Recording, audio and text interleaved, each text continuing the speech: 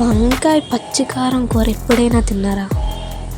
ఒక్కసారి ట్రై చేసి చూడండి, ఇంకా అస్సలు వదలరు.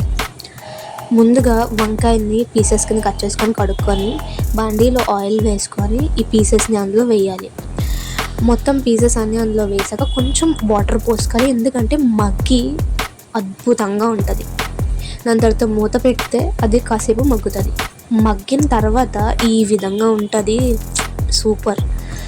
ఇలా ఇలా కనిపిస్తుంది మీకు. ఇలా అయ్యేదాకా మగ్గించుకోవాలి. దాని తర్వాత కొత్తిమీర, అల్లం, పచ్చిమిరపకాయలు మాత్రమే వాడి ఈ కూర చేసేసంటే నమ్ముతారా? అవునండి, కొత్తిమీర, పచ్చిమిర్చి ఇంకా అల్లం ఈ మూడింటిని వాడి చేయొచ్చు. ఈ మూడింటిని మిక్సీ గ్రైండర్లో వేసుకొని దాంట్లో తగినంత ఉప్పు వేసుకుంటే కారంకి కారం, ఆ కొత్తిమీర ఫ్లేవర్ తగిలి అద్భుతంగా ఉంటుంది. ఇవంతా మిక్సీ అయ్యాక మీకు చూపించినట్టు ఈ విధంగా ఉంటుంది ఈ పేస్ట్, కొత్తిమీర పేస్ట్. ఇదేనండి మన డిష్ యొక్క స్పెషల్ ఐటమ్, వంకాయ పచ్చికారంకి పచ్చికారం ముద్ద.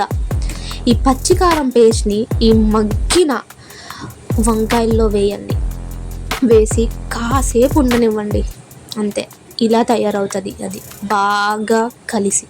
అంతే అండి, వంకాయ పచ్చికారం ఫ్రై రెడీ.